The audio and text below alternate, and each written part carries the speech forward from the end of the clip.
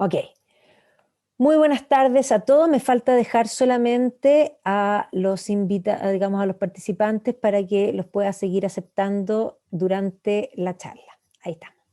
Ok, muy buenas tardes a todos y bienvenidos a esta nueva charla de nuestros genios británicos. Y la verdad es que tengo que decir que hoy día tenemos un genio de gran envergadura.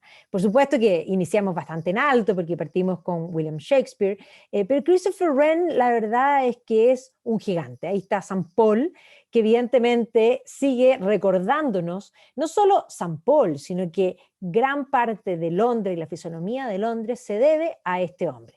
Que es más, el propio Londres lo recuerda, como pueden ver, tiene un jean, y tiene un jean que tiene evidentemente la forma de la cúpula de la iglesia, digamos, de la catedral de San Paul. También tiene estos monitos que uno puede encontrar en las tiendas de souvenir, y sabemos que es él porque tiene los planos de San Paul debajo del brazo. Pero también tiene en el fondo, tuvo 50 pounds, así que, y como pueden ver aquí aparece él con los planos, con San Paul, pero no solo con San Paul, sino que con la vista del Londres moderno. ¿Quién es este hombre? Este hombre nos vamos a retroceder en el tiempo, a esta época que generalmente no tenemos tanta, o no nos ponemos tan firmemente en este momento en la retina, que es este momento en que siempre decimos estos hombres con pelucas y tacones, pero la verdad es que muchos de estos hombres con pelucas y tacones dieron mucho que hablar. Es más, en algún minuto también él va a ser una generación justo antes de Isaac Newton, que precisamente es parte de este movimiento científico, y Christopher Wren va a ser primero y va a incluso corregirle varios de los, digamos, de los estudios al propio Newton, porque él era un hombre ya consagrado cuando Newton estaba recién comenzando. Es un sabio anatomista, astrónomo, geómatra, matemático, físico y además arquitecto. O sea, efectivamente nosotros hoy día lo conocemos por San Paul. Y la gente tiene en la vista a Wren, y sobre todo también incluso en Londres, por San Paul, pero no es solo San Paul, es muchísimas cosas más. Desde ya sí, a él se le va a asignar reconstruir Londres, incluida la catedral, después del incendio del año 1666. Londres se quemó completo el año 1666 y a Christopher Wren le van a encargar reconstruir y proyectar la ciudad, y él va a construir San Paul y más 72, en el fondo un montón de iglesias más, y un montón de otros edificios tremendamente emblemáticos, incluido el Palacio de Kensington, un poco para que se hagan idea, incluido en el fondo el Hospital Naval de Greenwich, el Hospital de Chelsea, ¿ya? Y una serie de edificios inmensamente emblemáticos. Ahora, obviamente que él va a ser educado, va a ser profesor de la Universidad de Oxford, va a ser educado obviamente en el latín, en física aristotélica, o sea, va a iniciar su estudio desde los clásicos, va a entrar a la Universidad de Oxford y después va a quedar vinculado y va a ser profesor del Gresham College. Él no va a estudiar en el Gresham College, pero después va a ser profesor, y hasta el día de hoy la Universidad de Oxford tiene una cátedra que se llama Christopher Wren. Y para que se den una cuenta de la envergadura del personaje, esta es una ilustración que muestra el capítulo de fundación de la Royal Society, ¿ya? De la Sociedad Científica Británica. Un capítulo fundado por el rey, digamos, la restauración estuarda, Carlos II, y evidentemente que en esta ilustración aparece aquí el padre del empirismo, que es en el fondo Francis Bacon, y el que está aquí, al otro costado, es Christopher Wren. No está Isaac Newton, está Christopher Wren. O sea, Christopher Wren es un hombre inmensamente importante. Ahora, esta litografía es inmensamente política, porque vamos a ver que es el momento de la restauración. Hoy día vamos a hablar de política, vamos a situar a nuestro personaje, vamos a contar todo el contexto de la guerra civil, en el fondo el gobierno del protectorado, Lord Protector de Oliver Cromwell, y la restauración. Y aquí obviamente que es Carolus II el que funda y el que apoya a la ciencia. Y fíjense en esta litografía atrás está lleno de instrumentos, esta idea del apoyo a la ciencia como un modo de habitar y de vivir mejor. Nuestro personaje nace en 1632 y va a vivir 90 años, no es menor, 1723. Y hay que decir una cosa, va a vivir 90 años trabajando hasta el final.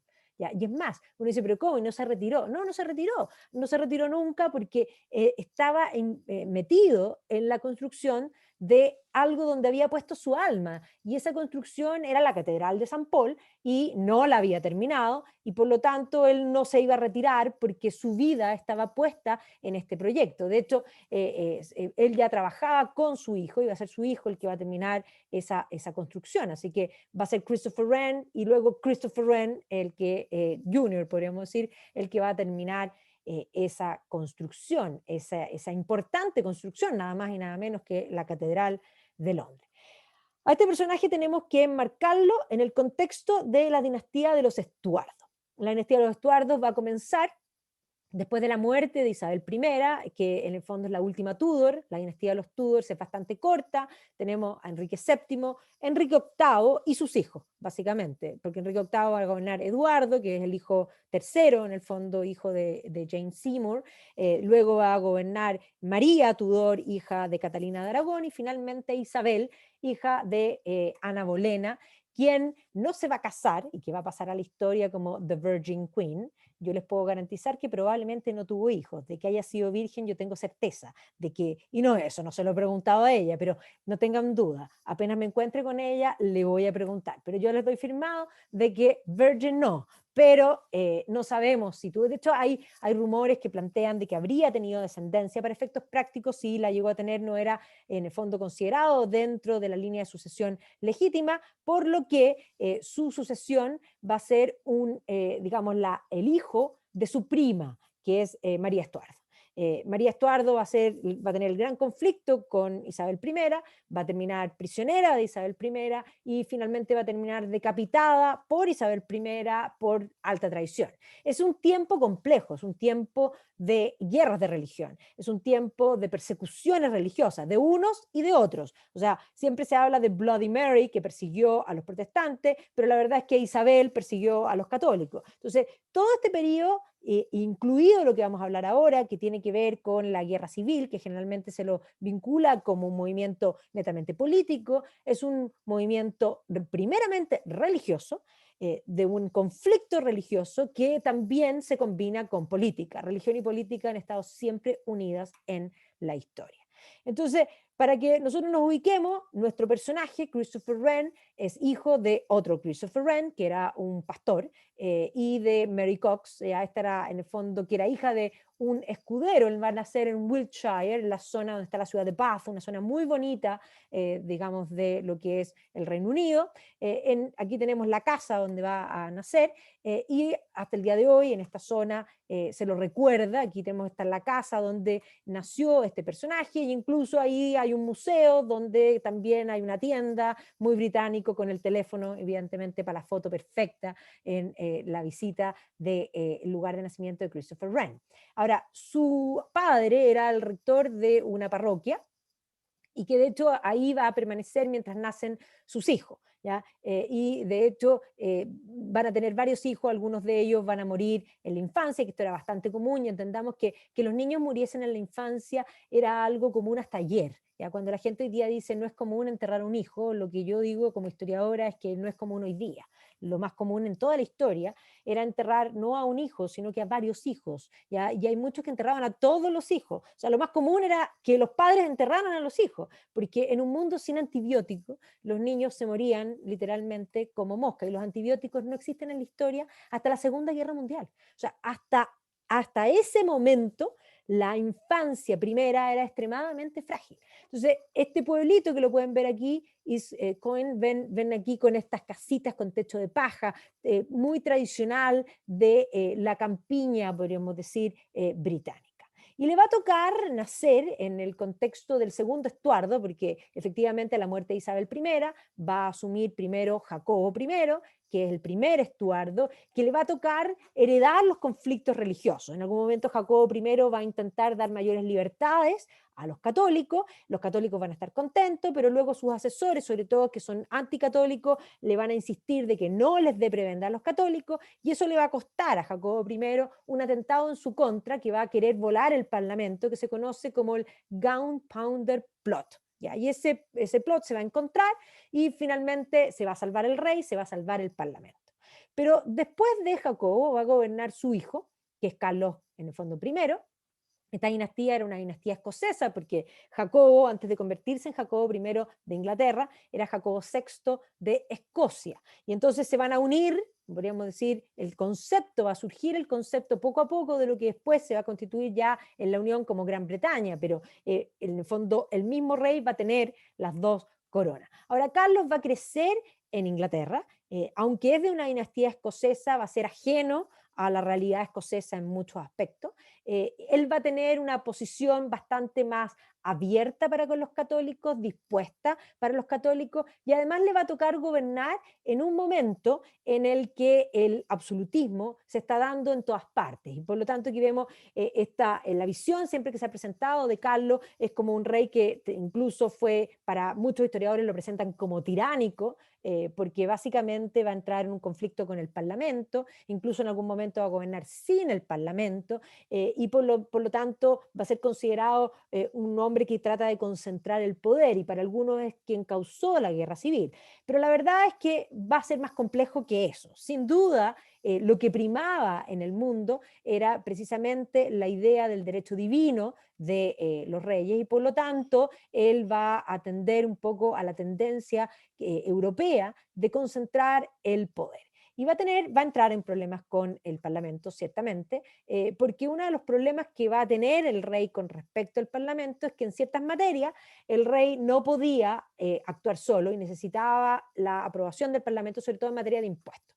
¿Ya? Y entonces va a entrar en el fondo en conflicto, y entendamos que el Parlamento va a ser un receptáculo como institución del mundo más puritano, del mundo reformado, anticatólico. El rey no era católico, pero consideraba que había que darles mayor participación a los católicos, porque comprendamos que Inglaterra había sido sumida en unas guerras de religión desde el gobierno de Isabel I y un poco antes incluso, pero comprendamos que no porque Enrique VIII de pronto haya decidido que él iba a romper con Roma, los católicos del Reino Unido iban a dejar, de lo que hoy día es el Reino Unido, iban a dejar de ser católicos. O sea, no porque el rey rompiese con la iglesia por lujuria, la gente iba a abandonar su religión. Por lo tanto, había un problema con respecto a la persecución de los católicos que era importante y que el rey pretendía hacerse cargo.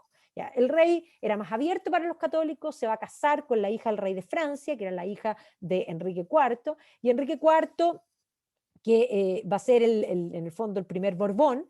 Enrique IV gobierna después de las guerras de religión, y aunque él había sido un gobernante reformado, para asumir el trono del reino de Francia debe hacerse católico. Y ahí está la famosa frase que habría dicho Enrique IV: París bien vale una misa. Y por lo tanto él va a educar a sus hijos en el catolicismo, y por lo tanto Henrietta María, que va a ser importante para Carlos, va a ser católica y va a presionar importantemente para darles mejores condiciones a los católicos. Este matrimonio, que era un matrimonio concertado, va a resultar ser un matrimonio enamorado. Ya él va a estar súper enamorado en Henrietta María, y por lo tanto las presiones de Henrietta María sobre el rey van a ser bastante importantes, y van de alguna manera, para muchos hoy día consideran que ella fue en gran medida la gestora de acciones, podríamos decir, un poco incluso temerarias de parte del rey en las condiciones en que el país estaba en ese minuto, en el marco de las guerras de religión. Entonces aquí lo vemos a él con su familia, y evidentemente también se ha escrito sobre esta pasión que tenían los dos, porque va a ser un matrimonio enamorado, digamos, bastante importante. Y aquí nos vamos a ver que se van a empezar a encontrar, el rey se va a encontrar con problemas en el Parlamento, y el Parlamento va a empezar a usar su herramienta que tenía con respecto, en el fondo, al rey, que era poder hacer, en el fondo, estos impeachment. ¿Y qué es lo que va a hacer el rey? El rey va a llegar a un acuerdo con el Parlamento, pero luego va a disolver el Parlamento y va a gobernar sin Parlamento. Entonces, durante largo tiempo, esto es lo que generalmente se va a denominar, en el fondo, un periodo en el fondo, que se conoce como el gobierno personal de Carlos, o otros lo denominan los 11 años de tiranía, porque durante 11 años el rey no va a convocar al Parlamento. El Parlamento tiene que ser convocado por el rey y eso también hasta el día de hoy. La apertura del Parlamento está presente siempre, en este caso hoy día, la reina. Entonces, evidentemente que esto va a causar un problema. El Parlamento además va a estar lleno de puritanos principalmente. Y es en este periodo de los 11 años de tiranía cuando Carlos va a contratar al padre de Christopher Wren para que ocupe el cargo que había sido del hermano de él, para ser en el fondo el capellán, podríamos decir, de la capilla real de Windsor. ¿Ya? Todo esto está contado por, en el fondo, vamos a ver que el hijo de Christopher Wren va a escribir unas memorias que se llaman Parentalia, donde cuenta las memorias de su padre y de su familia, y cuenta cómo la familia Wren va a llegar a Windsor. ¿Ya? Y aquí es importante, y es tremendamente importante para comprender la figura de Christopher Wren, este hecho, porque se va a convertir su padre en el capellán de la capilla real del castillo de Windsor. En el castillo de Windsor estaba la familia en múltiples ocasiones y comprendamos que Carlos está con Henrietta María y con sus hijos y por lo tanto hay que imaginar a un Christopher Wren niño jugando en los jardines de Windsor, probablemente con el que después va a ser Carlos II. Entonces van a ser amigos desde infancia, conocidos desde infancia. Aquí vemos a Carlos II, que evidentemente era considerado el sucesor de su padre y a quien le va a tocar vivir también, igual que a su padre, periodos bastante convulsos. Y los periodos la situación se va a complicar y se va a complicar particularmente porque el rey va a tener problemas financieros, necesita recaudar más impuestos, va a tener que finalmente convocar al Parlamento. ¿Ya? Y esto de alguna forma va a abrir, digamos, el debate y los problemas. Pero además, el rey había hecho una reforma en los obispos, había nombrado de arzobispo a Lot. Lot era considerado muy protocatólico y esto va a causar problemas políticos y en fondo levantamiento, esta idea de ser más cercano a los papistas. Miren esta caricatura que muestra aquí al Papa con este monstruo de 1000 cabezas, la reforma de los obispos de parte del rey y al propio Lot con cachos como el demonio mismo. ¿Ya? Entonces, efectivamente, esta reforma con respecto a, digamos, a las curias y principalmente a los altos cargos dentro de la Iglesia de Inglaterra va a complicar. Y además va a ser una reforma de los obispos, va a mandar obispos también a Escocia. Y hay que comprender que en Escocia la situación era aún más complicada porque la Iglesia presbiteriana de Escocia va a ser inmensamente fanática. Entonces, previo a la guerra civil, va a estallar en Escocia una guerra que se conoce como la guerra de los obispos. Y básicamente la guerra de los obispos no estaba de acuerdo con los obispos que había nombrado el rey, pero además el rey había establecido un nuevo libro de oración común, un Common Prayer nuevo, que tampoco estaban de acuerdo, y los grupos que se van a levantar en el fondo contra el rey son los llamados Covenanters. ¿Ya? Los Covenanters consideraban que ellos tenían un acuerdo, un covenant, directamente con Cristo. Y ellos lo que pretendían era que el rey también firmara este covenant y no estaban dispuestos a acercarse a Roma, eran tremendamente antipapistas como uno de los puntos. Entonces este va a ser uno de los puntos que luego se van a convertir en parte, podríamos decir, de todos los pelos que va a tener la sopa, literalmente, para lo que va a ser la guerra civil inglesa. Entonces, la guerra de los obispos va a ser el inicio de este problema. Y Carlos necesita pacificar Escocia porque Escocia se levanta y no tiene los fondos suficientes y no le va a quedar más que finalmente llamar al Parlamento, va a convocar al Parlamento, que esto es lo que se conoce como the short parliament, porque lo va a convocar y va a darse cuenta que dentro del Parlamento los humores y digamos, el ánimo está tremendamente caldeado y por lo tanto va a terminar disolviendo el Parlamento. ¿Ya? Y por lo tanto vamos a ver que a pesar de no tener el apoyo va a decidir invadir Escocia y no le va a ir muy bien. Estas son lo que se considera las antesalas de lo que generalmente se considera la guerra civil. Y aquí en estas primeras partes del conflicto va a aparecer la figura, entre otros, del Prince Rupert, que además él y su perro se van a convertir en un mito para el marco de la Guerra Civil. La Guerra Civil inglesa es la primera guerra que además usa propaganda política. Todas estas caricaturas son caricaturas originales del periodo que de alguna manera pretenden mostrar de un lado y de otro las barbaries de los distintos sectores. Y ahí vamos a ver que hoy día muchos han estudiado estas caricaturas y han planteado que en muchos aspectos son exageradas, pero más allá de la exageración que haya, la guerra fue inmensamente cruenta. No le va a quedar más al rey que volver a convocar al Parlamento, y aquí se va a producir lo que se conoce como The Long Parliament. O sea, el primero es el The Short Parliament, el invade Escocia, y luego de que le va mal en Escocia no le queda más que volver a convocar al Parlamento y se produce este Long Parliament. Y en el Long Parliament va a aparecer una figura dentro del Parlamento que se va a convertir en el líder del bando que va a tomar el Parlamento, que se conoce como Oliver Cromwell. O sea, Oliver Cromwell va a ser la figura desde el Parlamento que va a tomar el liderazgo para oponerse a la facción del rey. Entonces nosotros aquí va a estallar ya definitivamente la guerra civil inglesa, que tiene dos fases, ¿ya? Entonces hay una serie de eventos y generalmente se sitúa entre 1642 y 1651, ¿no es cierto? Este enfrentamiento entre el Parlamento o los Roundheads y los realistas o los chevaliers, generalmente como se los denomina, ¿ya? Y entonces efectivamente el país se va a asumir en esta guerra civil que combina esta pugna política entre el Parlamento y el rey con la pugna religiosa, porque el Parlamento es puritano y el rey está más abierto a una mayor tolerancia a los católicos. Básicamente los puritanos quieren eliminar a los católicos y estaban dispuestos también a cualquier cosa. Entonces, aquí están todas las batallas de la guerra civil no le va a ir muy bien y de hecho vamos a tener una segunda guerra civil y aquí básicamente durante largos años el país completo se va a desangrar. Y Oliver Cromwell va a finalmente tomar preso al rey en un minuto y va a hacerle un juicio al rey. El rey no lo puede creer porque básicamente no hay tribunal que tenga poder sobre el rey. El rey es el rey y los tribunales tienen los poderes porque el rey se los confiere. Y por lo tanto no hay tribunal en la tierra que pueda juzgar al rey. Sin embargo, Oliver Cromwell va a establecer un juicio, van a condenar al rey, lo van a encontrar culpable, Carlos no lo puede creer y finalmente van a decapitar al rey.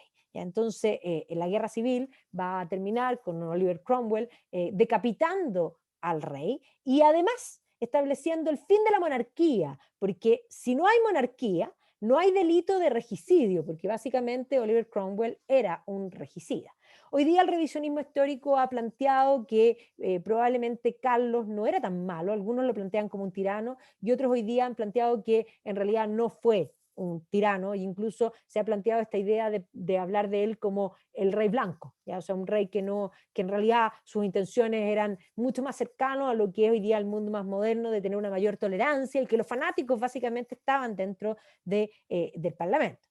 Pero para efectos prácticos, el rey va a terminar mal. Entonces, pensemos en nuestra figura. Christopher Wren su padre era el capellán de Windsor y obviamente van a tener que salir, pero no solo van a salir ellos, el príncipe heredero, Carlos II, va a tener que huir también. Y ahí hay toda una aventura de cómo sacan al príncipe, porque lo van a sacar vestido de mujer, porque evidentemente Oliver Cromwell lo que habría hecho si hubiese encontrado a Carlos II habría sido matarlo, ¿ya? Porque él va a anular la monarquía y evidentemente siempre va a ser un gran peligro el heredero presunto, en el fondo, vivo. Entonces, aquí hay varios libros que han tocado, digamos, este escape de Carlos II, que va a ser bastante, podríamos decir, como de novela. De hecho hay novelas al respecto que cuentan esta historia y va a lograr escapar, cruzar primero la parte terrestre, luego la parte marítima y instalarse finalmente en Holanda. ¿Ya? Entonces, por otro lado, la familia Wren también va a tener que abandonar el castillo de Windsor y se van a refugiar en Bristol. Y aquí tenemos, por la parentalia, sabemos que Christopher Wren va a entrar a estudiar a este Westminster School a los 9 años, entre 1641 y 46, precisamente en todos estos tiempos convulsos. Además sabemos que su hermana se casó con este señor que se llama Wilhelm Holder, que era un matemático, y que el niño Wren se habría ido a vivir a la casa con su hermana y con su cuñado, y que habría aprendido probablemente de Holder el amor por las matemáticas. Así que esta es la casa donde va a vivir, y precisamente en estos tiempos convulsos que se está produciendo, la guerra civil por una parte, y durante el tiempo del gobierno de Oliver Cromwell, vamos a ver que Christopher Wren se va a estar educando. De hecho, el propio Holder va a ser como preceptor y de hecho lo va a alentar para que estudie astronomía. Y de hecho, Christopher Wren va a entrar a la Universidad de Oxford, al Wadham College, donde va a estudiar precisamente desde el año 1649. Este es el college donde él va a estudiar y se va a graduar, un poco para que se hagan una idea, en 1651 y va a obtener su maestría en 1653. O sea, va a estar graduándose de astrónomo y viviendo en la Universidad de Oxford como parte de un college, precisamente en el periodo en que ya ha muerto, en el fondo, el rey. La guerra civil se complicó toda esta situación, el rey murió, Oliver Cromwell no aceptó la corona y decidió nombrarse, porque se lo ofrecieron, y decidió nombrarse Lord Protector. ¿Ya? Como Lord Protector va a gobernar entre 1653 y 1658.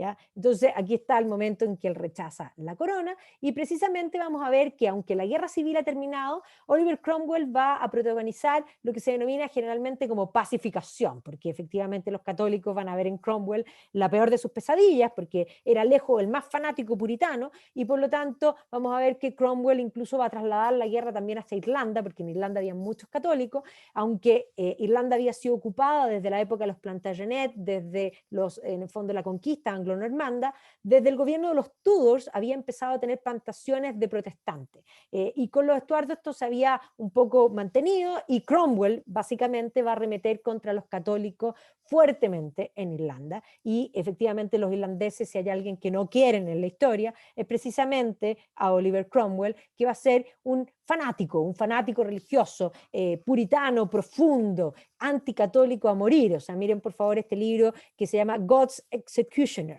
¿Ya? En el fondo, las campañas de Oliver Cromwell en Irlanda. Pero no solamente en Irlanda, sino que también va a ser un fanático dentro del territorio británico. Los puritanos no solo eran puritanos y cuando nosotros hablamos de la palabra puritano, los calvinistas en general son puritanos, pero el puritanismo existe en todas las religiones. Puritanismo es ver pecado en lo que no es pecado.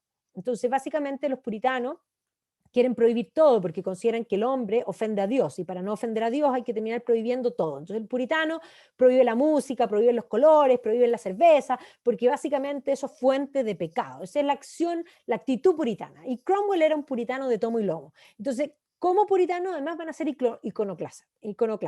Es decir, van a ir en contra de todas las imágenes. Entonces, la exacerbación digamos, de esta actitud puritana se va a ver con las acciones de las tropas de Oliver Cromwell rompiendo todas las vidrieras de todas las iglesias dentro de Inglaterra. Entonces, eso explica el por qué, porque cuando hoy día uno recorre Inglaterra, uno se encuentra con monasterios que están destruidos. Ese fue Enrique VIII, y Enrique VIII disolvió los monasterios, destruyó los monasterios literalmente para quedarse con la plata. Esa es la verdadera razón de la disolución de los monasterios.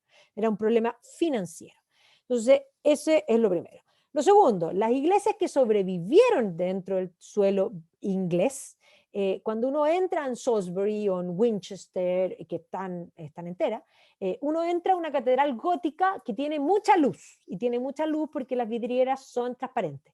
Y son transparentes porque los covenanters y los seguidores de Oliver Cromwell van a hacer precisamente lo que ven en esta ilustración. Se van a subir a la escalera y van a romper las vidrieras completamente. Eso explica que Salisbury tiene las ventanas blancas y eso explica algo genial porque en Winchester también las van a romper y es la gente la que va a recoleccionar todos los pedacitos de vidriera y las van a rearmar sin imágenes. Entonces como unas vidrieras así como modernas, ¿ya? Pero en realidad un poco es la actitud para intentar recuperar esa luz tenue que entra por los vitrales de colores y no por las vidrieras blancas. Entonces, efectivamente vamos a tener esto que les muestro aquí, por eso uno se encuentra, hoy día hay varias que tienen vitrales nuevos, que son hechos principalmente en el siglo XIX, lo que se llama el Gothic Revival, pero los vitrales medievales se perdieron todo, y no solo se perdieron los vitrales, ¿ya? O sea, estos eran chacales del martillo, ¿ya? Van a romper literalmente todo lo que encontraron. Y Oliver Cromwell en el fondo va a obviamente prohibir el catolicismo, perseguir a los católicos, y de él se ha escrito bastante, y yo diría que son bastante poco lo que, o sea, tiene un rigor que puede ser rescatable, pero en general es una figura que causa bastantes resquemores, ¿ya? Ahora él era literalmente un rey sin corona, pero el gran problema es que cuando él muere, él quiere intentar pasarle su cargo de Lord Protector a su hijo, y básicamente los ingleses no le aguantan esa pasada, y por lo tanto van a llamar al heredero al trono, que era Carlos II, el que se había ido a Holanda, para que vuelva a ocupar el trono. Así que aquí vemos el regreso de Carlos II, que va a volver en gloria y majestad, y que va a restaurar básicamente, digamos, la monarquía. Y aquí entra nuevamente la figura de Wren. Esta es una suposición que hoy día varios historiadores han planteado que probablemente es así. Una de las cosas interesantes que hay que considerar es que aparecen en varias fuentes que Christopher Wren habría viajado al continente, aparece como uno de los pasajeros de una embarcación donde iba un grupo de gente a Holanda a visitar al, digamos, al monarca en el exilio, básicamente. Y no sabemos, no tenemos certeza si Christopher Wren realmente se encontró con Carlos o no, pero hay una sospecha importante. Lo que sí sabemos es que lo conocía de antes, y que estaba estudiando durante la época de Oliver Cromwell, y si fue cierto que visitó a Carlos II, esto explica muchas cosas más que son importantes para poder comprender a la figura, porque pone primero a Christopher Wren como un hombre leal a Carlos II y como un cortesano. Y efectivamente hay que comprender la figura de Christopher Wren en ese marco también. Así que Carlos II va a volver en gloria y majestad, y en este periodo vamos a ver que todavía Wren está en la universidad, va a trabajar con distinguidos matemáticos, y por lo tanto va a comenzar a tener ciertos, digamos, vínculos, incluso va a ser elegido como un miembro del All Souls, del fondo del College de Oxford, y va a comenzar un periodo de experimentación. En este minuto está dedicado a experimentos de anatomía, dibujando bocetos, incluso va a ayudar en el fondo a Willis en un tratado que se llama La anatomía del cerebro humano, donde van a estar trabajando juntos. Este es el Gresham College donde él enseña, por lo tanto, para que nos imaginemos en la época, y este es el libro del cerebro, digamos, anatómico, donde los dibujos, este es un dibujo que está en el libro, son hechos precisamente por Christopher Wren. Y no solo va a hacer los dibujos, sino que él va a trabajar con varios en abrir cuerpos y en estudiar la fisonomía. Incluso él va a escribir sobre los nervios de la cara, va a trabajar esto, y además se le atribuye haber sido el primer hombre que hizo una transfusión de sangre, lo hizo con un perro, ¿sí? Pero en forma exitosa.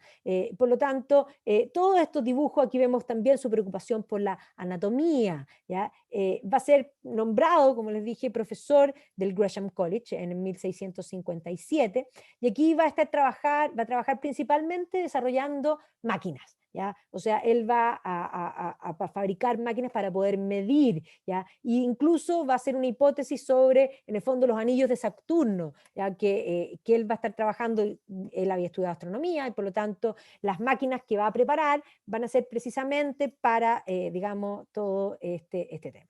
Es bien interesante, una cosa importante, bueno, que cuando hablamos de la muerte de Oliver Cromwell, todo esto estaba pasando mientras él estaba en la universidad, y precisamente cuando muere, ya les mencioné, Oliver Cromwell, va a volver Carlos II en gloria y majestad. Y de hecho, Carlos, cuando vuelve con todo el séquito de vuelta de Holanda, va a hacer exhumar a Oliver Cromwell y lo va a juzgar el cuerpo del muerto, tal y cual, y lo va a condenar y le va a cortar la cabeza al cadáver, ¿ya? Y es más, esta historia es tremenda porque además la cabeza de Cromwell se pierde por largo tiempo. Así que aquí hay una historia bastante macabra, pero básicamente él lo había pasado muy mal. Su padre había muerto decapitado por culpa de Oliver Cromwell y él consideraba que Cromwell era un tirano y era un regicida. Y no porque Cromwell hubiese anulado la monarquía dejaba de ser porque la monarquía se debía a Dios y no a un hombre. ¿Ya? Y por lo tanto ahí, de hecho, lo va a condenar, lo va a colgar,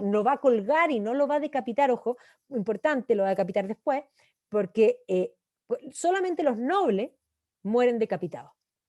La gente del estado llano es colgada. Después sí, le va a cortar la cabeza y la cabeza se va a perder, pero después de que ya lo había decapitado, o sea, esto era vejar básicamente al personaje directamente, políticamente y públicamente para demostrar con fuerza la vuelta de la monarquía. Así que Carlos va a volver, aquí está el capítulo que restablece la monarquía, y de las primeras cosas que va a hacer Carlos, que es un hombre preocupado en un tiempo de la revolución científica, va a establecer básicamente todo lo que va a ser la Royal Society. Este es el capítulo de la Royal Society, de la fundación de la Academia Científica Real Británica, en la cual Christopher Wren va a ser el discurso inaugural y en el cual van a participar una serie de personajes. Y ahí está precisamente esta ilustración que yo les mostré al principio, donde está Christopher Wren al lado de Francis Bacon, que vivió antes, por supuesto, pero que es el padre de todo lo que es el movimiento científico. ¿Ya? Y entonces, de hecho, Wren se va a convertir posteriormente en el tercer presidente de la Royal Society. Y él también era profesor, ¿no es cierto?, de Oxford, y va a ocupar esta cátedra hasta 1617. Y en este periodo está preocupado de las observaciones, está preocupado de las contribuciones a las matemáticas. ¿Ya? Aquí vemos varios ojos de esta fellowship, de toda esta, en el fondo, esta conversación entre los científicos, incluido Newton. Aquí es donde Wren después va a corregir a Newton. Newton es menor, ¿ya? Pero obviamente Wren va a ser un caso importante, ¿ya? Y va a estar preocupado de astronomía, de óptica, de determinar longitudes, de mecánica, ¿ya? Y de fabricar instrumentos. ¿Ya? Fabricar instrumentos para poder medir, esa obsesión que tiene la ilustración de medir, de controlar, de dominar la naturaleza, que era el gran llamado que había establecido el propio Francis Bacon. ¿Ya? Aquí es donde hace los experimentos de transfusiones de sangre y además inventa la primera, en el fondo, jeringa que permite, digamos, introducir líquidos en el torrente sanguíneo en forma exitosa. Así que también la primera jeringa la va a inventar literalmente Christopher Wren, y además va a inventar una serie de, digamos, de instrumentos para ayudar a la navegación, y además en sus observaciones del mundo, era astrónomo también, va a inventar y perfeccionar ciertos telescopios. Entonces estaba en esto cuando va a conocer una figura que también es trascendental en el movimiento científico, que se llama Robert Hooke. Robert Hooke va a ser también un científico de un origen bastante más humilde, porque si bien Wren no venía de las altas curias, sí, su padre era pastor y había sido vinculado políticamente bastante bien, pero Hooke no, Hooke era un hombre bastante de esfuerzo, que era brillante y que va a inventar el primer microscopio importante. Y de hecho va a ser el primero en tener observaciones de este mundo que es el microcosmos. Y les va a tocar trabajar juntos, y de hecho vamos a ver cómo este hombre que se va a hacer cargo de la micrografía de alguna manera, porque es el primer libro que observa este mundo de lo pequeño a través del microscopio, va a comenzar a trabajar también con Wren. ¿Ya? Y efectivamente, hoy día hay algunos que hablan de esta, digamos, de esta dupleta, y de hecho el propio Hooke habría dicho de Wren: desde la época de Arquímedes apenas se ha encontrado un hombre con, digamos, tanta perfección, una mano tan mecánica y una mente tan filosófica como Christopher Wren.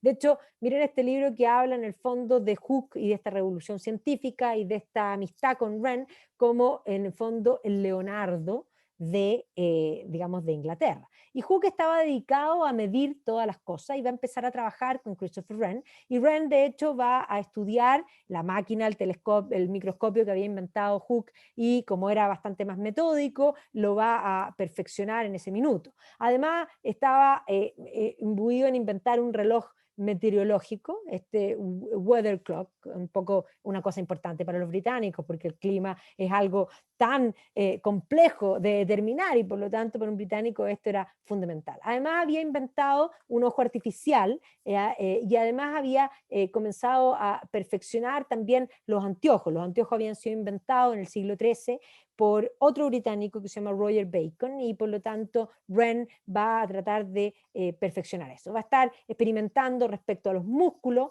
¿ya? Y va a experimentar también para buscar formas de especializar todo lo que es la medicina. Entonces, como yo les decía, preocupado y estudiando la óptica, va a tratar de perfeccionar los lentes creados por Roger Bacon y un poco haciendo que los lentes sean más específicos. Es parte de este movimiento que se asombra con la ciencia y esta ciencia comienza a permear toda la vida del mundo del siglo XVII.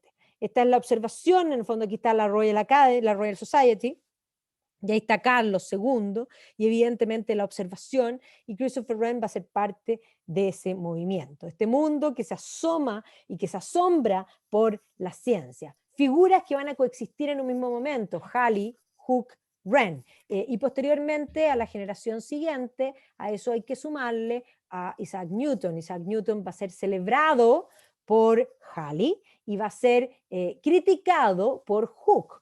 Y Newton va a odiar a Hooke precisamente porque Newton no aguantaba que nadie lo criticara. Entonces va a ser una persona ahí, digamos, de la generación siguiente y que de alguna manera va a, como se le atribuye esa frase que habría dicho Newton sobre los hombros de los gigantes, probablemente de esos hombros de los gigantes estaban los hombros de Christopher Wren y sin duda también los de Hooke, que era, aunque él lo va a considerar su enemigo. Sabemos que Wren en este entonces leyó digamos, el libro de Vitruvius, que es este arquitecto de la época romana, que de hecho nosotros sabemos que Leonardo da Vinci, cuando visita Pavía, que tenía que hacer, en el fondo iba a ayudar a elaborar la fachada de la Catedral de Pavía, se encontró con varios científicos que estaban discutiendo sobre el Vitruvio, sobre esta idea de que la arquitectura y la escala humana deben conversar, que debe haber una armonía entre la construcción y el ser humano mismo. Y de hecho sabemos que Leonardo se va a obsesionar con esta idea de Vitruvio y que va a terminar haciendo el famoso hombre del Vitruvio. Ahora, Wren va a estudiar Vitruvio y más vamos a ver que todavía no ha construido ningún edificio, pero él tiene la idea de que la matemática y la proporción humana en relación a las construcciones deben existir. De hecho, varios autores hoy día hablan de Wren como el Vitruvius Britannicus, literalmente.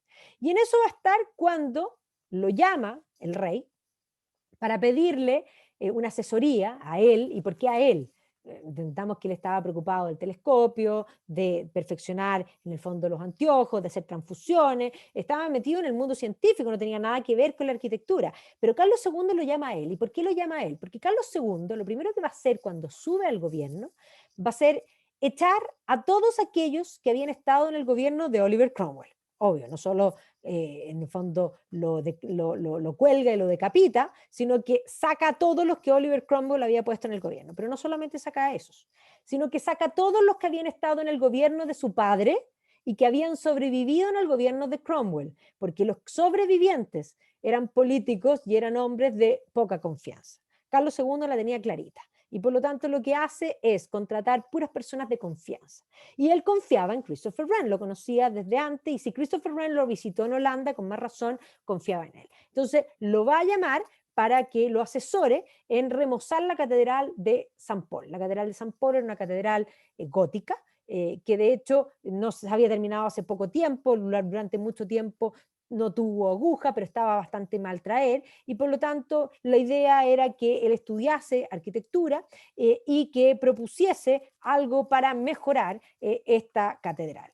En ese entonces, Wren no había construido nada, excepto esta pequeña capilla que él había hecho en el Pembroke College, que de hecho la había hecho en 1663, bastante, le pueden ver pequeña, por dentro bastante simple, pero no había construido nada. Y el rey le dice, bueno, estudia, porque le dice, tengo que estudiar, yo no he hecho nada de esto. Bueno, estudia, ¿por qué no vas a Roma?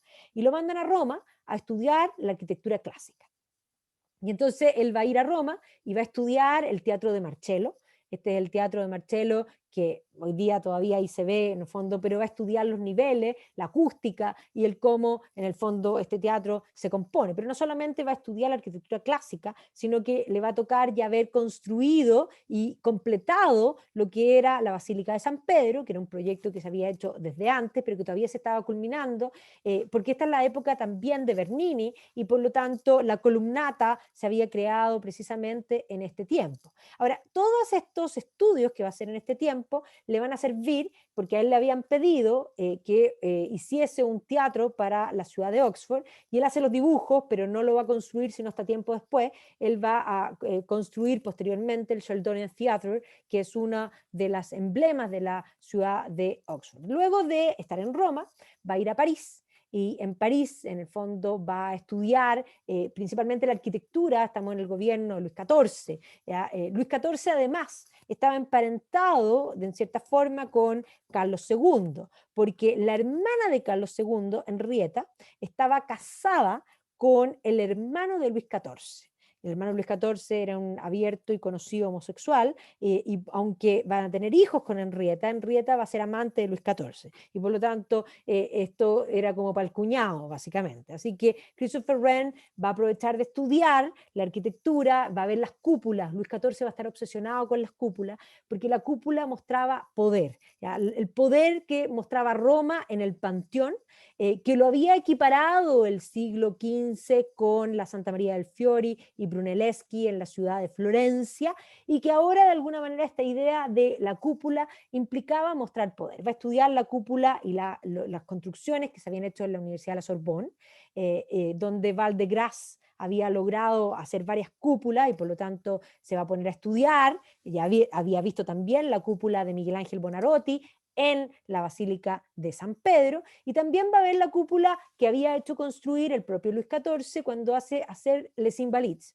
Les Invalides, que hoy día se conoce como la Tombeau de Napoleón, fue construido como hospital y como tumba para los soldados que perdían la vida en las guerras de Luis XIV, de Luis XIII, Luis XIV, y también como hospital. O sea, esto era un complejo hospitalario, pero también funerario. ¿Ya? Y sí, por lo tanto, después Napoleón lo van a traer como soldado y va a terminar enterrado ahí. Pero evidentemente aquí la cúpula y la cúpula en dorado muestra poder. Este es el plano de Les Invalides, y que vamos a ver que posteriormente, incluso Christopher Wren más adelante le va a pedir a Luis XIV los planos de Les Invalides a petición de Carlos II, cuando Carlos II quiere construir un hospital similar, ¿ya? Y Christopher Wren va a tomar esos planos y va a terminar construyendo el hospital de Chelsea, que lo va a hacer con la idea del plano, pero muy británico, le va a cambiar la forma. Esto les invalida y por lo tanto va a estudiar todo lo que es esta arquitectura al servicio del poder,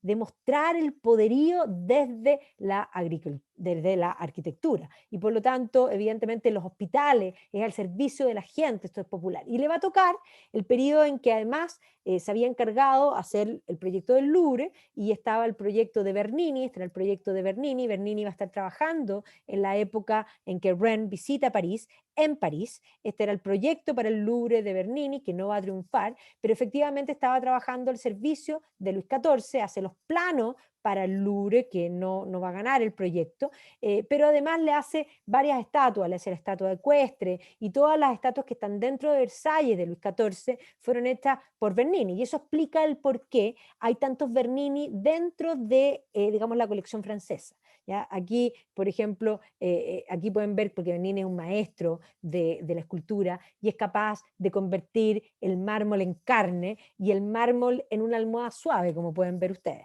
¿Ya? Entonces, obviamente que aquí él va a ver todos estos proyectos. Finalmente va a ganar para el Louvre el proyecto de Louis Le Beau y de Charles Le Brun, ¿ya? Y de Charles Perrault también, que en el fondo van a hacer lo que es el edificio del Louvre posteriormente. Ahí está Louis Le Beau, y obviamente que Wren va a vivir todos estos proyectos y va a ver parte del periodo en que se está construyendo el palacio, en el fondo, del Louvre, ¿ya? Que lo vemos hoy día ahí completo. Y además va a volver a Londres con su encargo, porque el encargo era remozar la Catedral de San Paul, y va a presentar este proyecto. Y que básicamente el proyecto que presentaba Wren era enchapar la catedral gótica con algo más bien neoclásico, y tender a tomar la aguja y convertirla en cierta forma en una cúpula, pero no podía hacer la cúpula perfecta porque tenía un material sobre el que trabajar. Esta era la vista del Londres antiguo. Y justamente él presenta el proyecto en el 1665. ¿Ya? Y ahí estaban viendo cuando en el 1666, en septiembre de 1666, comienza el incendio de la ciudad de Londres. Y Londres, que empieza a quemarse desde una panadería, se va a quemar completo. Y los ingleses que estaban esperando, mañana va a llover, no se preocupen, se va a apagar el incendio, durante 4 días no llovió. Y efectivamente el incendio que partió en una panadería donde toda la ciudad medieval era básicamente construcciones en madera, va a terminar ardiendo la ciudad entera. El día 1 afectó a parte de la City, al día 2 ya entre el viento y todo se había extendido en gran medida, y el día 3 y 4 va a terminar quemando la ciudad completa, incluida la Catedral de San Paul. Así que efectivamente vamos a ver cómo el incendio, imagínense el caos, o sea, el gobierno de Carlos II estaba totalmente separado. Del Londres antiguo, básicamente no va a quedar prácticamente nada. El incendio termina justo, no alcanza a agarrar la Torre de Londres, se quema entera la City, y básicamente las únicas partes antiguas de lo que era la City quedan precisamente en la zona donde está el Temple Bar, porque hasta ahí llegó el fuego. Entonces, aquí nos podemos encontrar con algunos vestigios de casas Tudores, pero Londres no tiene nada. Todo lo Londres antiguo, digamos, previo y Tudor, lo podemos encontrar al otro lado del río, pero la City se va a quemar completa. Entonces, imagínense la desesperación. Esto va a ser un hecatombe, un drama tremendo, sobre todo cuando agarra la catedral. O sea, la catedral es incluso tocar el alma más profunda de, digamos, de Londres, de la ciudad y de los ingleses. Y así va a quedar, o sea, va a quedar totalmente destruida. Y entonces el rey va a tener que organizar, de hecho Pepys va a hacer todos los registros, los catastros, y va a organizar las comisiones para reorganizar la ciudad de Londres. Y aquí, ¿qué hace Carlos II? Contrata a Christopher Wren. Y de hecho lo va a nombrar comisionado para la reconstrucción de la ciudad de Londres, y posteriormente lo va a nombrar topógrafo real, ¿ya? O sea, él es el encargado de reconstruir Londres. Aquí está obviamente posteriormente representado con San Paul en el fondo, porque va a ser parte de su proyecto. Y aquí él va a contratar rápidamente a Hooke. Robert Hooke va a trabajar con Christopher Wren. Robert Hooke va a medir Londres y va a trabajar en toda la reconstrucción de la ciudad de Londres en conjunto con Christopher Wren. Entonces, básicamente aquí ven esta representación moderna, obviamente, que muestra a Londres quemado y la apertura de la cortina con Wren y con Hooke presentando la nueva visión de Londres. Entonces va a ser nombrado el topógrafo de las obras del rey para la reconstrucción de la ciudad. Entonces Christopher Wren rápidamente, aprovechando que se había roto toda la ciudad, va a hacer un plano, una ciudad racionalista, con una catedral nueva, con las calles equidistantes, y básicamente este era el dibujo para una ciudad moderna. ¿Ya? Que básicamente tenía que tener arterias que llegasen a un mismo lugar, un poco como la palma de una mano. En este entonces vamos a ver que él va a subcontratar a un montón de gente. Literalmente Christopher Wren es el primer estudio de arquitectos que se va a crear en la historia, porque él va a ser el arquitecto jefe, va a contratar a un montón de arquitectos, pero además va a contratar a montones de artesanos para poder reconstruir una ciudad digna de la restauración política de la monarquía en Inglaterra. No era cualquier cosa el proyecto, esto era mostrar el poder del rey a través del arte, y por eso el topógrafo, el que estaba a cargo de la reconstrucción de la ciudad, tenía que ser el más fiel sirviente del rey. Wren es primeramente un cortesano que comparte con el rey. Y esto es entender la política, algo que los políticos actuales no entienden, porque los políticos actuales consideran Hay ciertos ministerios en los que ellos pueden tener a la gente de los otros colores, porque la cultura, ¿qué importa la cultura? Pero Carlos II tenía muy claro que la cultura es esencial porque el relato político se construye desde el arte y desde las humanidades, no desde Hacienda.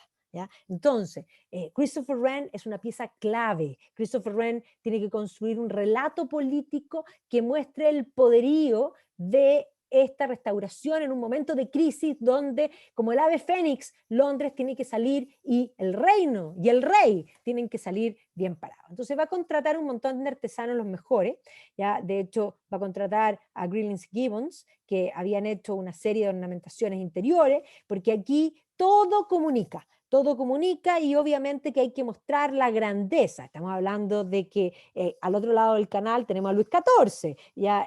Y por lo tanto Henrietta la hermana está vinculada con la familia y por lo tanto hay que mostrar poder. Va a contratar a Pierre de Van Dievoet, que era un holandés que también estaba y que había hecho una serie de, digamos, de figuras de sobrerelieve, Arnon Quellin, entre otros, que habían hecho también escultura aquí del propio John Locke. Va a buscar a los mejores, ¿ya? Porque el proyecto era construir, tal y cual como dice Adrian Gilbert aquí, a New Jerusalem, ¿ya? Esto es política, esto era política completa y por lo tanto aquí nada podía fallar, así que Wren va a contratar a los mejores artesanos, a los mejores trabajadores, a los mejores arquitectos para planificar, había demasiado que reconstruir y el plan original de Wren, que era este, no se va a poder cumplir, básicamente porque el individuo en la mentalidad británica es más importante que el Estado y las comunidades son esenciales. Los barrios se definían en torno a las parroquias y en toda esta parte de la City se habían quemado más de 70 y tantas iglesias y cada una de esas comunidades quería su iglesia de vuelta y por lo tanto querían su iglesia de vuelta y donde estaba antes y por lo tanto esas exigencias de parte de las comunidades van a hacer que el proyecto de Wren que era un proyecto de cero y básicamente poniendo tal vez menos iglesias y estableciendo, digamos, más espacios públicos, va a terminar acercándose bastante a lo que era la construcción de la ciudad y el plano anterior. Un poco va a tener que ceder. Este sueño de Wren, que era así, básicamente con este monumento, el monument era el centro y que se repartía, va a terminar bastante distinto. Lo primero que va a hacer es construir el monument. El monumento es el monumento al fuego. Cuando uno ve en el mapa del Tube aparece la estación Monument, esa es precisamente el monumento del fuego, que lo va a construir con Hook y que ahí está, y que al comienzo tenía bastante más espacio, pero hoy día está entre los edificios al lado de San Paul, uno pasa en el fondo el Temple Bar, que es una arcada que también hace Wren, aparece este monumento. Y este monumento cuenta todo lo que fue el desastre del incendio y básicamente muchos piensan que es simplemente un monumento, pero no es solo un monumento. Este monumento, de hecho Lisa Jardine, que es una de las biógrafas de Christopher Wren, una gran biografía muy entretenida, ella cuenta que cuando estaban haciendo un documental, llegaron temprano y el equipo de grabación no llegó al monumento.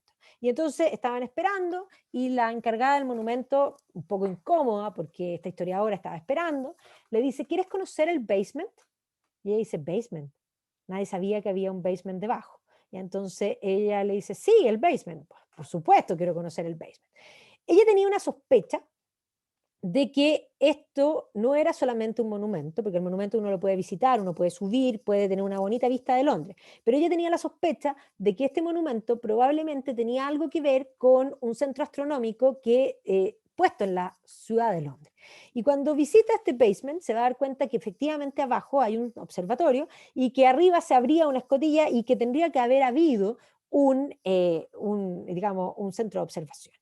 Y entonces ella indagó en este asunto, con qué tenía que conversar esto, y finalmente haciendo otro libro respecto a la Catedral de San Paul, va a encontrarse con que este monumento, que hoy día la gente sube para ver una bonita vista, era un centro, era en fondo un observatorio astronómico, y que este observatorio astronómico, que se veía así en ese minuto, o sea, esto había, hoy día está lleno de edificios, pero en ese entonces había en el fondo espacio, y los espacios se fueron ocupando en el tiempo, ahí está el monumento, un poco para que vean vean cómo va pasando el tiempo. Hoy día se ve así. Ya hoy día está absolutamente encapsulado en una plaza dura y está retratado. Miren aquí la política, el monumento cuenta el incendio y miren aquí quién está. Aquí está el rey Carlos, un poco haciéndose cargo de la reconstrucción, la bondad del rey. Esto es política, la política estaba presente, pero la política y también básicamente lo que es la ciencia. Está el Temple Bar, que es ese portal que va a construir Wren precisamente al costado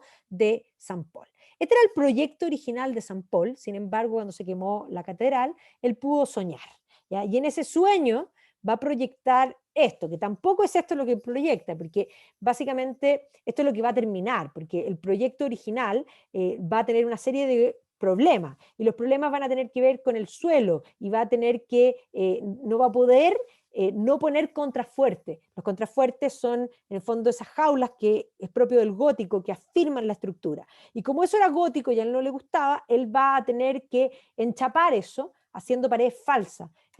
En el fondo, la catedral no tiene esta altura aquí, y aquí en el fondo se enchapa, y estas ventanas son ventanas falsas, porque él no quería que se viera gótico, y por lo mismo después no pudo poner la cúpula como él la pensaba poner, sino que la cúpula parece ser como puesta arriba, o sea, uno podría sacar la cúpula, es como que si fueran dos edificios. Entonces, básicamente él va a mutar el proyecto original, y este era el proyecto de San Paul primario. Si se fijan, las murallas eran mucho más bajas, pero no lo pudo hacer, y como la ley del mono es lo que siempre prima, y por eso él va a ir trabajando toda la vida. Ahora, él va a proyectar digamos, en este campanario de San Paul, el otro observatorio científico.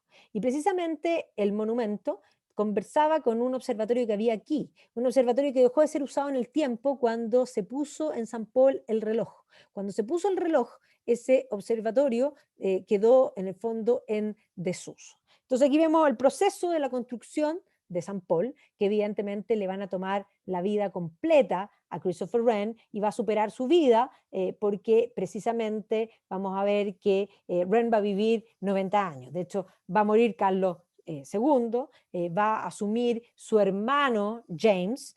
Christopher Wren le va a tocar vivir la Revolución Gloriosa porque James, el hermano de Carlos, era católico. Y no solo era católico, se casó con católica y tuvo hijo católico. Y eso implicó que trajeran a su hija casada con Guillermo de Orange y que sacaran al rey del trono, y eso es lo que se conoce como la Revolución Gloriosa. Así que Christopher Wren va a vivir todo el gobierno de Carlos II, va a vivir y va a sobrevivir la Revolución Gloriosa, va a vivir bajo William of Orange, y durante todo este periodo va a estar, entre muchas otras cosas, construyendo su gran proyecto donde va a dejar su alma y su vida, que es precisamente San Paul. Entonces, San Paul inicial tenía que ser bastante más basílica, bastante más pequeño, pensando en poner arriba, en el centro, la cúpula. Pero la petición en el tiempo por los políticos va a ser que sea más grande la nave, y al poner más grande la nave se le van a poner los problemas de poder afirmar en el fondo digamos, esa nave central, iba a tener que poner los contrafuertes, iba a tener que enchapar el interior, y por eso finalmente la cúpula va a quedar como sobrepuesta. ¿Ya? Y aquí está un poco una ilustración, y Wren le va a gustar estar presente en toda la construcción y en todos los momentos y en todas las cosas. ¿Ya? Su hijo va a trabajar con él, pero evidentemente él va a estar supervisando en forma continua. Aquí está el alma de Christopher Wren, ¿ya? Aquí dejó su alma, pero no es lo único que hizo, para nada, ¿ya? O sea, San Paul, para qué decir, todos los escalones que uno tiene que subir hasta arriba, porque ahí estaba el otro observatorio, y precisamente aquí en la torre uno sube, yo les recomiendo, si van a Londres, suban a San Paul, y hoy día además San Paul ha sido como revalorizado en el sentido de cuando pusieron el Millennium Bridge, ¿ya? Cuando Norman Foster creó el Millennium Bridge, le dio una nueva mirada incluso y revalorizó San Paul en muchos aspectos. San Paul se convirtió en el alma del Nuevo Londres, un alma que incluso durante la Segunda Guerra Mundial cayó una bomba y la bomba no explotó, y donde estuvieron trabajando al interior para que no fuera a explotar, porque si explotaba San Paul,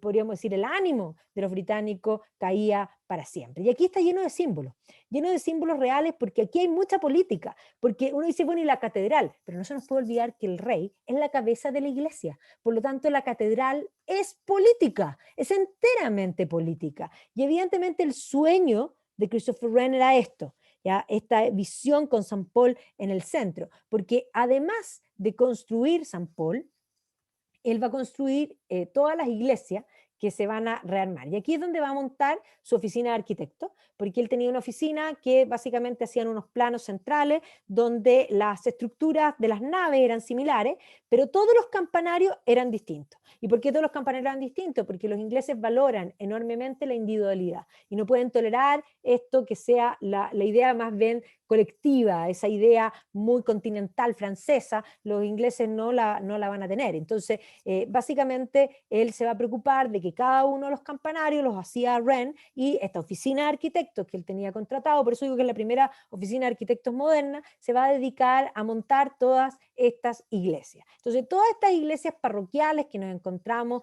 en Londres, en lo que es hoy día The City, son también fruto de Christopher. Entonces, cuando nosotros vemos esta mirada de Londres, un Londres moderno que todavía tiene el London Bridge. El London Bridge era un puente que tenía casas. Entonces, el London Bridge se va a ir haciendo insostenible en la medida que las embarcaciones necesitan pasar por el Támesis.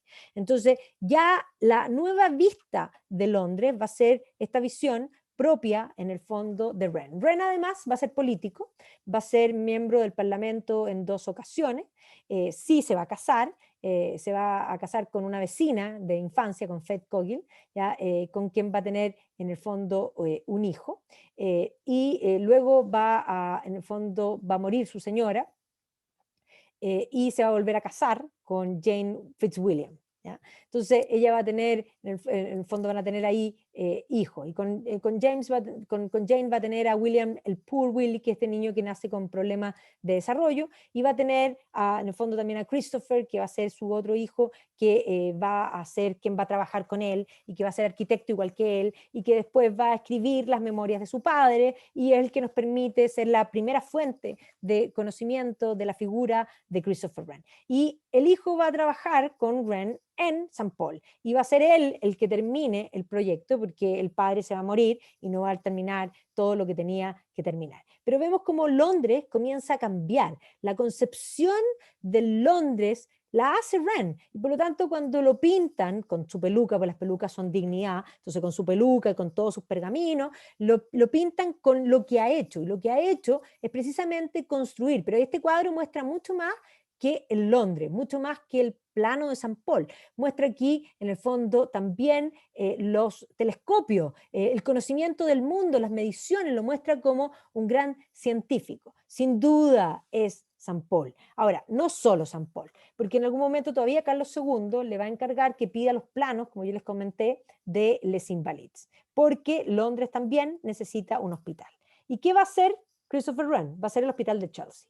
Él considera que no puede ser igual que Francia, que Inglaterra tiene un estilo y tiene que tener un estilo, y ese estilo se manifiesta en el ladrillo. Y por lo tanto, él es el de la idea de los ladrillos para la ciudad de Londres y para el mundo británico. Este es el Hospital de Chelsea, que también va a ser una construcción de Wren, que va a tomar la idea de Palladio y de todo el mundo clásico, que va a tomar también la idea de las cúpulas, y que va a tener además digamos, un sentido bastante más austero, donde más que el dorado va a ser el ladrillo y la madera. La madera va a ser algo propio de la visión británica, de la interpretación británica, donde básicamente el barroco, que estaba en todas partes, y el rococó que se había establecido, va a tener un cable a tierra, y ese cable a tierra se lo va a dar precisamente Christopher Wren. No solo eso, va a construir el hospital de Greenwich, para la Marina, y aquí obviamente que esto va a cambiar las vistas. O sea, el hospital de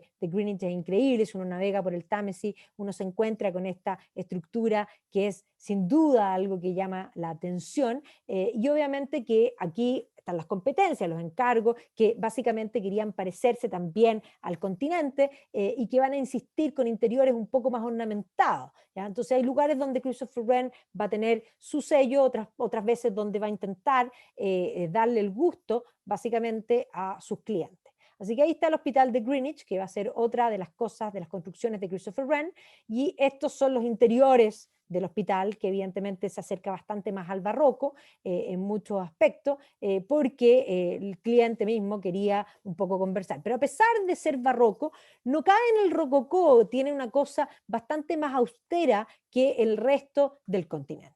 Va a construir el famoso Sheldonian Theatre, que lo había proyectado desde antes, y aquí es genial porque en este cuadro, que lo pintan con Londres, que lo pintan con San Paul, él hace poner ahí el dibujo del Sheldonian. Él quería el Sheldonian desde el comienzo. Y además él había hecho todos los estudios del teatro de Marcello y por lo tanto aquí aplica todas las ideas de acústica. El Sheldonian es uno de los emblemas de la ciudad de Oxford, esos lugares que hay que visitar, sin duda, de hecho está en el corazón mismo de la ciudad de Oxford, o sea, es parte del emblema de la ciudad misma. Además pone aquí todas estas cabezas que un poco emulan el mundo clásico y hace una serie de guiños, digamos, de pequeños detalles, todas estas cabezas que también van a verse muy claramente en todo lo que es el barroco prusiano. El barroco prusiano va a tomar estas ideas de las cabezas que Wren las hace primero. Entonces aquí vemos el interior del Sheldonian, que además se va a preocupar de la acústica, en el fondo de las mediciones, todo lo que había estudiado en el teatro de Marcello, lo va a aplicar en la construcción de este teatro que hace para la ciudad de Oxford, donde él se sentía una parte importante. Entonces aquí vemos el Sheldonian, que pasa a ser parte del panorama de Oxford para siempre, y aquí se hacen las grabaciones efectivamente de la universidad, y por lo tanto un lugar en el corazón de la ciudad de Oxford misma. También va a ser, en el fondo, la torre del Christ Church College. El Christ Church es uno de los colleges más bonitos, donde está el comedor que posteriormente se copia para Harry Potter, donde estudiaron personajes tremendamente importantes como el propio John Locke, ya, el propio Lewis Carroll posteriormente, y Christopher Wren hace la entrada de este college también. ¿Ya? Y aquí, por lo tanto, lo van a comenzar a contratar para más cosas, porque evidentemente, y él tenía esta oficina de arquitectos, por lo tanto, va a ir en el fondo trabajando, haciendo los bocetos y mandando a las personas que trabajaban con él. Va a ser la capilla también en Oxford del Emmanuel College, que va a ser también otro encargo, que este es el interior. Va a ser también la biblioteca del Trinity College de la Universidad de Cambridge, es decir, de la competencia, y esta es la proyección que hace Christopher Wren. Esa es la biblioteca hoy día, esto también en los interiores, y esta es la biblioteca en su interior. Esta es la época de Wren, y esto es lo que visualiza Christopher Wren, que tiene estos corners donde las personas podían estudiar. El rey Carlos II todavía lo va a contratar para completar el castillo el Palacio de Hampton Court. El Palacio de Hampton Court había sido construido por el cardenal Wolsey, regalado por el cardenal Wolsey a Enrique VIII, y era la corte de Enrique VIII. Y Carlos II le va a gustar este lugar, pero lo quiere más moderno. Y por lo tanto, Wren va a construir el ala moderna del palacio, un palacio que además tenía que competirle, porque era el lugar donde vivía el rey, un poco a Versalles, y esto es lo que hace también en el ladrillo, con el blanco, esto es lo que hace, esta es la fachada trasera de la parte nueva de Hampton Court, donde además proyecta los jardines, y por lo tanto Christopher Wren hace un trabajo de darle un poco la competencia política para que se pueda enfrentar en el fondo al propio Luis XIV de un modo adecuado. Además va a construir la Kensington House, aquí es donde crece la reina Victoria, esta casa que se puede visitar en los jardines de Kensington, que era un lugar bastante más pequeño, un poco más, digamos, como homey, podríamos decir, también va a ser proyectado y construido por Christopher Wren. Así que va a estar vinculado su carrera de arquitecto y cada vez va a tener más fama a la realeza. Estos son los interiores, digamos, del Palacio de Kensington, que vale la pena visitarlo. Si no lo han visitado, vayan, porque además es súper bonito toda la parte de los jardines. Y efectivamente los interiores aquí, Wren ya es un Wren consagrado que va a tratar de mostrar, y obviamente que aquí es donde se muestra el Wren político. También va a construir otros edificios en distintos lugares donde el ladrillo, propiamente nuevamente esta idea que él propone del ladrillo y de un estilo más sobrio para los británicos. ¿ya? También va a hacer algunas proyecciones en todo lo que va a ser también dentro de la Universidad de Oxford, otras cosas en Greenwich también, todo lo que es el observatorio, la parte de la Royal Society. Y así, haciendo todas estas cosas, bueno, finalmente a los 90 años va a morir, no va a terminar todos sus proyectos, pero su oficina va a seguir trabajando, su hijo va a quedar a cargo. Y efectivamente en la Catedral de San Paul va a quedar enterrado justo en el medio, ahí está él, y dice lo siguiente: aquí en sus cimientos se encuentra el arquitecto de esta iglesia y ciudad, Christopher Wren, que vivió más de 90 años, no para su propio beneficio, sino para el bien público. Lector, si buscas su monumento, mira a tu alrededor. No hay una tumba grande, no, po. La tumba es precisamente toda la iglesia que él hizo.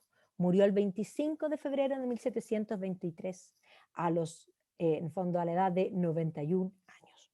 Y va a salir su obituario, lo puse entero, que aparece publicado en 1723, y dice: Sir Christopher Wren, que murió el lunes pasado a los 91 años de edad, era el único hijo del doctor Christopher Wren, decano de Windsor y de Wolverhampton Register, de la Liga, hermano menor de Matthew Wren, obispo de Ely, bla, bla, bla. Elegido por Branham, miembro del All Souls, profesor de astronomía del Gresham College de Londres, profesor del Sullivan, Oxford, topógrafo general para la reconstrucción de la iglesia, catedral de San Pablo y de las iglesias parroquiales y todos los demás edificios públicos que vivió para terminar. Surveyor General hasta el 26 de abril de 1718, presidente de la Royal Society, topógrafo general y subcomisario de reparaciones de la Abadía de Westminster por la ley del Parlamento, continuaron hasta la muerte. Su cuerpo será depositado en la gran bóveda bajo la cúpula de la Catedral de San Pablo. Así que ahí está.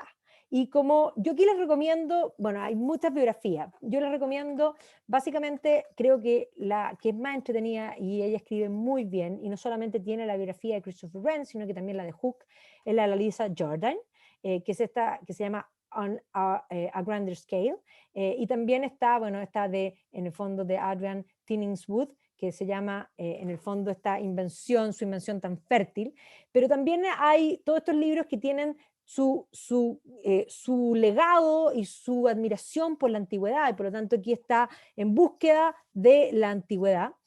También esta idea de construir un nuevo Jerusalén, replantearse Christopher Wren después de 250 años.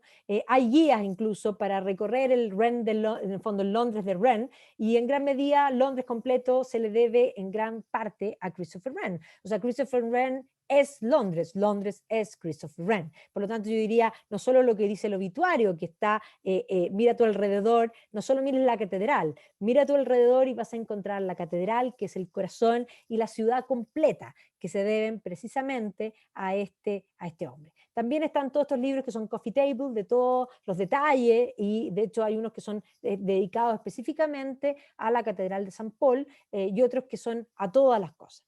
Y también esta idea del movimiento científico, que no es solo Wren, sino que aquí se trata a Hooke, a Isaac Newton, y en el fondo el surgimiento de la Royal Society como madre, podríamos decir, del mundo moderno. También hay este libro que son todas las iglesias parroquiales que muestran en el fondo las distintas construcciones. Y con esto terminamos la charla de hoy, y obviamente los vamos a dejar invitados